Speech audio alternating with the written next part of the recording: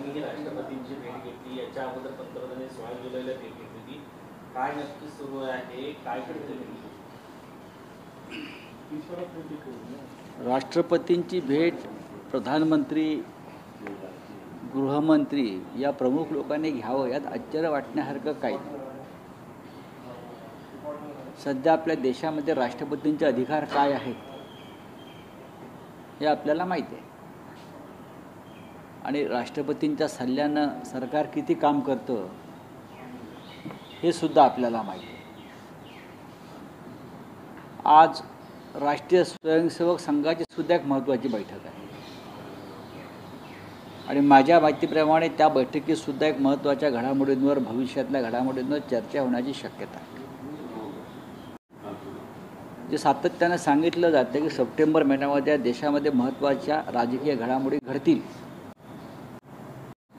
त्याच्याविषयी आम्ही स्वतः सगळे जे राजकीय विश्लेषक असतो, जे आमच्या कानावर गोष्टी येत असतात, तर आम्हालाही वाटतं की सप्टेंबर महिन्यामध्ये या देशामध्ये महत्त्वाच्या राजकीय घडामोडी घडू शकतात. आता राष्ट्रपतींना प्रधानमंत्री भेटणं हा त्यांच्या कामाचा एक भाग आहे. ते राष्ट्रपतींना भेटायला जातात हेच महत्त्वाचं आहे. राष्ट्रपतींना ते भेटायला बोलवत नाहीत ही बातमी आहे. या देशात सध्या एकंदरीत कामाच्या पद्धती पाहता काही होऊ शकतं. ठीक आहे, पाहू काय होत आहे ते. सर, निशिकांत दुबे यांनी म्हटलंय की मुंबईमध्ये फक्त 30% मराठी लोक आहेत आणि मुंबईला बनवण्यासाठी उत्तर प्रदेश, बिहारी लोकांचा मोठा वाटा आहे. पालिका निवडणुकीत दोन्ही ठाकरे, मनसे आणि शिवसेना दोन्ही संपून जातील असाही दावा त्यांनी केला. बघा, तुम्ही फार महत्त्व देता एखाद्या व्यक्तीला जो महाराष्ट्राच्या विरुद्ध, मराठी माणसाच्या विरुद्ध बोलतो आहे आणि त्या बोलण्याला राज्याचे मुख्यमंत्री देवेंद्र फडणवीस हे एक प्रकारे त्यांचं समर्थन करतायत. आपण सगळ्यांनी, दिल्लीतल्या लोकांनी या प्रवृत्तींना खतपाणी घालू नये. हा महाराष्ट्राच्या आणि मराठी माणसाच्या अस्मितेचा विषय आहे. असे अनेक दुबे आले आणि गेले. मुंबईसह महाराष्ट्र अखंड आहे. 106 हुतात्म्यांच्या बलिदानातून ही मुंबईसह महाराष्ट्र आपल्याला मिळालेलं आहे आणि ते 106 हुतात्म्यात दुबे, चौबे, मिश्रा नाहीत, बरं का. हे या निशिकांत दुबे यांनी समजून घेतलं पाहिजे. छातीचा कोट करून महाराष्ट्र लढला, मराठी माणूस लढला, गिरणी कामगार लढला, तेव्हा ही मुंबई मराठी माणसाला मिळाली. आता ते म्हणतात की कोणाच्या घामातून, श्रमातून तुम्ही ते पैसे कमवायला आलात ना, तुम्ही घाम गळायला आलात, म्हणजे तुम्ही मुंबई ओरबडायला आलात. तुमच्या राज्यामध्ये नोकऱ्या, उद्योग, धंदे नसल्यामुळे तुम्ही मुंबईत आलात, नाहीतर तुम्ही कशा करताय. आपण इकडला पैसा मुंबईच्या बाहेरच घेऊन चाललात, आपल्या राज्यातच घेऊन चाललेला, हे तुला कळायला पाहिजे. मराठी माणसाच्या पोटावर आपण मारून ही मुंबई तुम्ही लुटत आहात, हे सुद्धा तेवढंच खरं आहे ना. आपण काय मुंबईचं फार मोठं भव्य अशी मुंबई निर्माण करण्यासाठी ते आला नाहीत ना. एकीकडे पंतप्रधान नरेंद्र मोदी सातत्यानं नेहरूंचं नाव घेऊन टीका करतात, महात्मा गांधी वृत्त देखील सातत्यानं धोरणाबद्दल बोललं जातं. मात्र आता गडकरींनी नेहरूंचं आणि महात्मा गांधींचं नाव घेऊन कौतुक केलंय, स्तुती केली. नितीन गडकरींनी किंवा अन्य कोणी पंडित जवाहरलाल नेहरू, महात्मा गांधी यांचं नाव घेऊन देशाच्या जडणघडणीतल्या आणि विकासातल्या योगदानाविषयी जर ते काही बोलले असतील तर त्यात चुकीचं काय. भारतीय जनता पक्षामध्ये आणि सरकारमध्ये सध्या सगळ्यात समजदार मंत्री कोणी असेल तर ते नितीन गडकरी हेच आहेत. म्हणजे नितीन गडकरी यांनी नेहरूंचं नाव घेतलं याबद्दल त्यांच्यावर कारवाई तर होणार नाही ना, अशी शंका मला येते. म्हणजे नेहरूंचा किती द्वेष असावा. आमच्या मुंबईमध्ये मेट्रो रेल्वे स्टेशन आहे, ते कुठे आहे.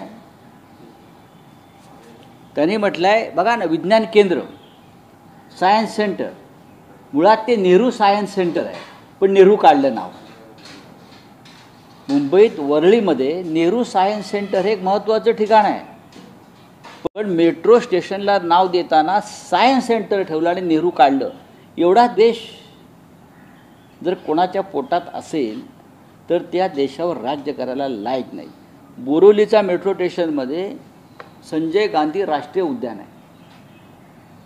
अख्ख्या मुंबई महाराष्ट्राला ते संजय गांधी राष्ट्रीय उद्यान म्हणून माहिती आहे. पण तिकडल्या मेट्रो स्टेशनला नाव देताना त्यांनी राष्ट्रीय उद्यान म्हटलं, संजय गांधी राष्ट्रीय उद्यान म्हटलं नाही. हे या देशाचं दुर्दैव आहे की इतकं द्वेषपूर्ण पद्धतीनं काम करणारे राज्यकर्ते या आम्हाला देशाला लाभलेले आहेत. नेहरूंचं नाव तुम्ही काढता, जी नेहरू सेंटर नावानं, नेहरू सायन्स सेंटर नावानं प्रसिद्ध आहे ती जागा, तिकडे तुम्ही नेहरू काढता आणि सायन्स सेंटर टाकता. टाका ना नेहरू. नेहरूने तुमचं काय बिघडवलं? तुम्ही नेहरूचंच खाताय ना. त्याच्यामुळे नितीन गडकरी साहेबांनी नेहरू गांधींचं योगदान जर मान्य केलं असेल तर मी त्यांचं अभिनंदन करतो आणि त्यांच्या समजदारीला सलाम करतो. सर, तिसऱ्या आठवड्यामध्ये डिनर डिप्लोमसी म्हणतात इंडिया आघाडीची. उद्धव ठाकरे येणार आहेत का आणि डिनर डिप्लोमसीमध्ये कोणकोणते विषय चर्चेले जात आहेत? इंडिया आघाडीची बैठक 7 तारखेला आहे संध्याकाळी 7 वाजता. राहुल गांधी त्या बैठकीचे निमंत्रित आहेत. त्यांनी सगळ्यांना स्वतः फोन करून या बैठकीचं निमंत्रण दिलेलं आहे. माननीय उद्धव ठाकरे यांच्याशी सुद्धा राहुल गांधींची चर्चा झाली. किमान 3 ते 4 वेळा चर्चा केली आणि आग्रह केला की आपण दिल्लीमध्ये येणं आवश्यक आहे. शिवसेना पक्षप्रमुख उद्धव ठाकरे हे 6 तारखेला दुपारनंतर दिल्लीमध्ये येतील आणि 8 तारखेपर्यंत ते दिल्लीमध्ये आहे. 7 तारखेच्या बैठकीला उपस्थित राहतील. त्यांच्या काही गाठीबिटी ठरवू शकतात. 7 तारखेला दुपारी 12:30 वाजता ते संसद भवनातील शिवसेनेच्या पक्ष कार्यालयाला भेट देतील. काही संघटना ज्या आहेत, कामगार संघटना, त्या कोर्टात जात आहेत. श्रीकांत शिंदे यांचे विनंती आहेत की ज्यांनी रेती आणि दगड याच्यामध्ये मोनोपॉली तयार केलेली आहे ठाणे आणि या परिसरामध्ये, आणि त्यामुळं रेट जे आहेत ते वाढवलेले आहेत आणि त्यामुळं आज कोर्टामध्ये ते जातात. चांगली गोष्ट आहे. न्यायालयानं या सगळ्या गोष्टींचं ही सुनावणी ऐकून किंवा आमच्या आर्ग्युमेंट्स ऐकून या सगळ्या लहान उद्योजकांचा न्याय दिला पाहिजे. संपूर्ण महाराष्ट्रामध्ये हे अशा प्रकारची कामं, ठेकेदारीची कामं 2-4 कुटुंबाचे जे सत्तेमध्ये आहेत तेच घेत आहेत. आता तुम्ही रेती, वाळू, माती आणि दगडी सोडायला तयार नाही.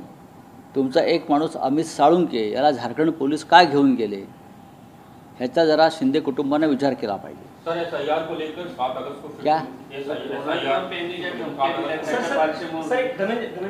धनंजय मुंडे एसआईआर को लेकर 7 अगस्त को फिर से इंडिया ब्लॉक की मीटिंग है, क्या कहना चाहेंगे? देखिए SIR, देखिए 7 तारीख को इंडिया ब्लॉक की मीटिंग है और राहुल गांधी जी इस मीटिंग के निमंत्रक हैं. राहुल गांधी जी ने सबको खुद फ़ोन करके निमंत्रण दिया है. उसमें उद्धव ठाकरे जी भी है.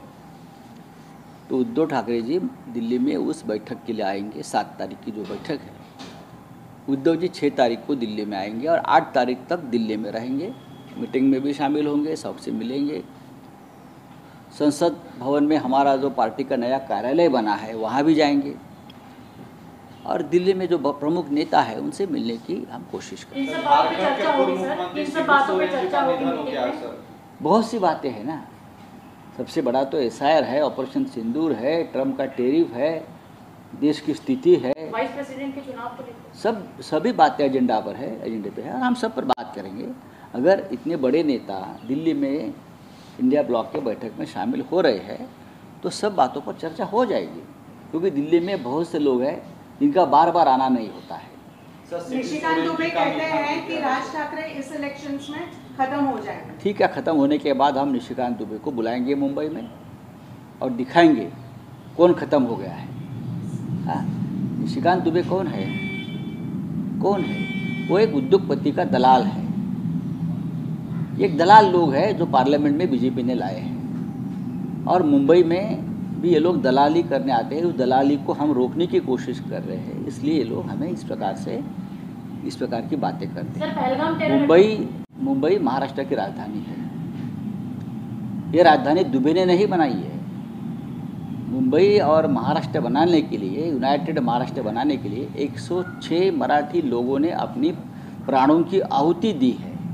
उसमें कोई दुबे, चौबे, मिश्रा नहीं है.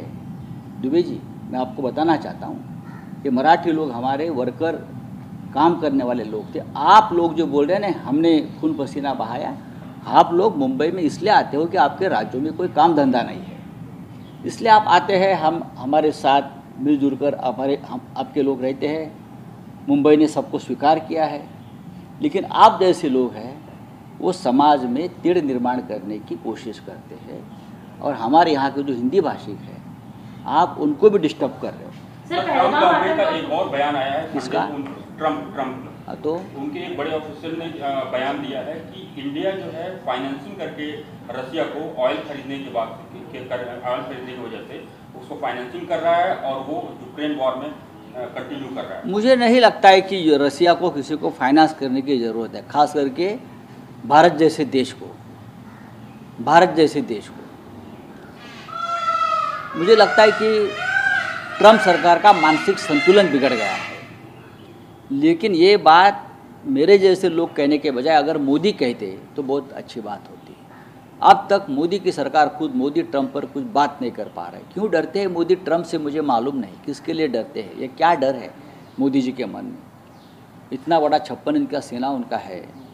एक बार ठोक दो ना प्रेसिडेंट ट्रम्प को, रामलीला मैदान पर सभा लीजिए, इंडिया गेट पर सभा लीजिए और ट्रम्प की ऐसी की तैसी कर लीजिए, देखेंगे हम भी मोदी में कितना दम है। हमको लगता है देश के प्रधानमंत्री, भारत के प्रधानमंत्री में इस प्रकार का दम होना चाहिए।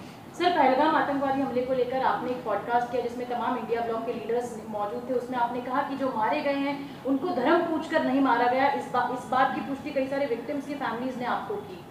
जी हाँ, ऑन रिकॉर्ड भी है।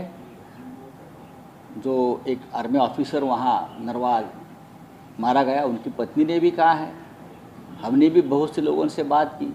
ये आरएसएस का प्रोपोगंडा रहा बाद में वो देश में। उसके बाद आरएसएस, ये भारतीय जनता पार्टी, मैं आरएसएस नहीं कहूँगा, जो भारतीय जनता पार्टी का प्रोपोगंडा रहा कि इस देश में पहलगाम के बाद पूरी तरह से जैसे गोधरा में हुआ, वो देश में गोधरा करना चाहते थे पहलगाम के बाद। लेकिन जो विक्टिम थे, उनके जो रिलेटिव थे, ये लोगों ने नाकाम कर दिया। मैं उसके लिए उनका आभारी हूँ। ये पहलगाम के बाद पूरे देश में गोधरा जैसी परिस्थिति निर्माण करने चाहते थे और देश फिर एक बार इस तरह से हिंदू मुसलमान दंगे में आग में लपेटना चाहते थे। इलेक्शन कमीशन पर एक बड़ा आरोप पी चिदम्बरम ने लगाया, कहा है कि बिहार के वोटर्स को जो माइग्रेट हो चुके हैं उन्हें तमिलनाडु में शिफ्ट किया जा रहा है। लगभग 6.5 लाख वोटर्स ऐड किए जा चुके हैं। ये सच है, हम भी उसके ऊपर हमेशा रिसर्च करते हैं। चाहे पी चिदम्बरम जी हो, चाहे राहुल गांधी जी हो, चाहे और भी नेता हो, सबके पास वो पूरी जानकारी है।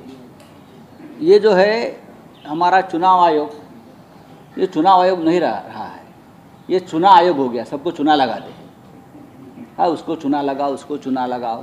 पूरे देश को चुनाव लगाने का काम ये चुनाव आयोग कर रहा है। तो थैंक यू।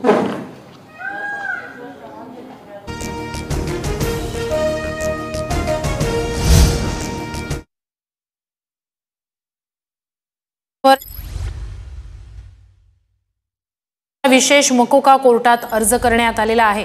सरकारी वकिलांनी केलेल्या अर्जावर आज निर्णय। देखिए, शिबू सोरेन जी को हम हमेशा याद करते हैं। जिस राज्य से वो आते हैं और जिस राज्य से उनका नेतृत्व राष्ट्रीय नेतृत्व में शामिल हो गया, वो झारखंड एक आदिवासी राज्य है, पिछड़ा हुआ राज्य है। लेकिन वहाँ के आदिवासियों के लिए शिबू सोरेन जी भगवान से कम नहीं थे। मैं उसका अनुभव खुद लिया है। शिबू सोरेन जी राज्यसभा के सदस्य आज भी है और मैं आपको बताना चाहता हूँ, उनकी जो चेयर है वो मेरे बगल में है।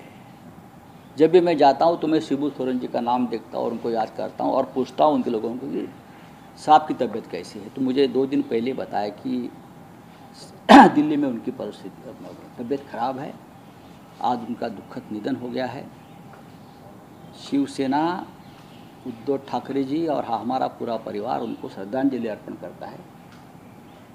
आदिवासी समाज को उन्नत करने के लिए शिबू सोरेन जी ने अपना पूरा जीवन, संघर्षमय जीवन दे दिया था। और जो एक राज्य बना है झारखंड अलग से, उसके लिए भी शिबू सोरेन का संघर्ष और योगदान, शिबू सोरेन जी का हम कभी भूल नहीं सकते। सर, सनातन को लेकर कई सारे कमेंट किए जा रहे हैं, भगवा टेरर, सनातन टेरर। कल हमने देखा जितेंद्र आव्हाड ने कमेंट किया और अब जो है कई सारे नेता टेरर होता है, टेररिज्म होता है, ना ग्रीन होता है, ना भगवा होता है, ना हरा होता है, ना लाल होता है, हाँ, ना भगवा होता है।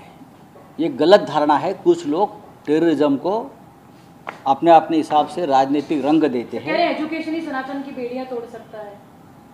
क्यों नहीं? एजुकेशन तो सबको चाहिए, हिंदू को चाहिए, मुसलमानों को चाहिए, क्रिश्चियन को चाहिए, आदिवासियों को चाहिए। एजुकेशन के बिना देश और समाज आगे नहीं बढ़ेगा ना। लोग टेररिस्ट क्यों बनते हैं? उनको रोजी रोटी रोजगार नहीं है, एजुकेशन नहीं है, इसलिए तो नक्सलवाद बढ़ गया ना।